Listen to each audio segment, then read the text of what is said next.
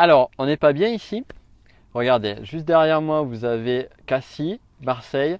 Et juste derrière la caméra, vous ne le voyez pas, mais vous avez Saint-Cyr-sur-Mer et La Ciotat. Pourquoi j'ai pris volontairement de la hauteur et vous amener sur ces points de vue qui sont vraiment superbes, c'est aussi pour vous aider à prendre de la hauteur.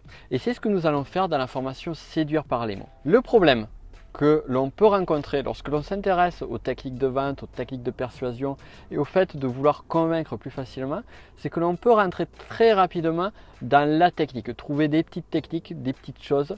Le problème, c'est que ces petites techniques, ces petits outils et parfois ces petits gadgets que vous trouverez dans certains livres ne vous permettront pas d'avoir les gros résultats. Pour prendre les gros résultats, il faut prendre de la hauteur. Et pour prendre de la hauteur, il faut prendre du recul.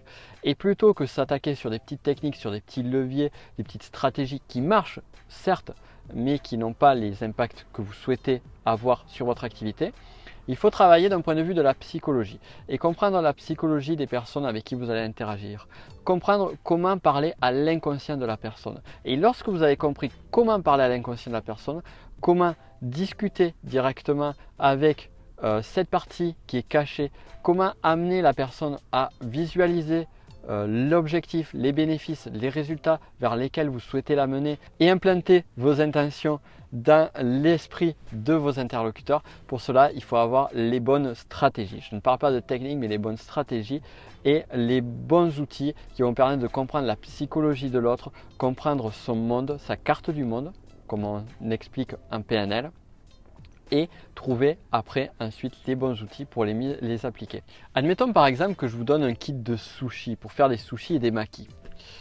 Si vous n'avez pas l'idée de la recette, si vous n'avez pas l'état d'esprit qui vous permet de savoir comment faire concrètement vos sushis, vos makis, eh bien les résultats ne vont pas être exceptionnels, vous serez d'accord avec moi.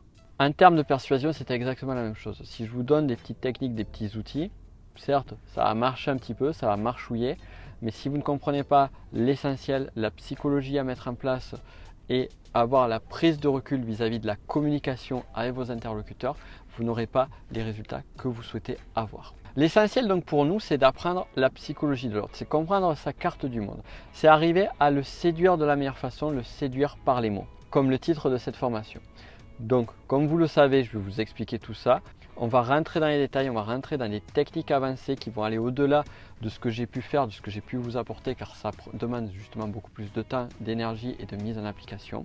Comme vous le savez, pour participer à cette formation, vous avez toutes les infos juste derrière ce lien. Si vous avez des questions, n'hésitez pas à me les poser. Je vous invite donc à regarder et je vous attends avec grand plaisir à la prochaine formation Séduire par les mots. Et d'ici là, comme d'hab, n'oubliez pas de briser les barrières, kiffer la life et on se dit à très vite pour cette formation. Ciao!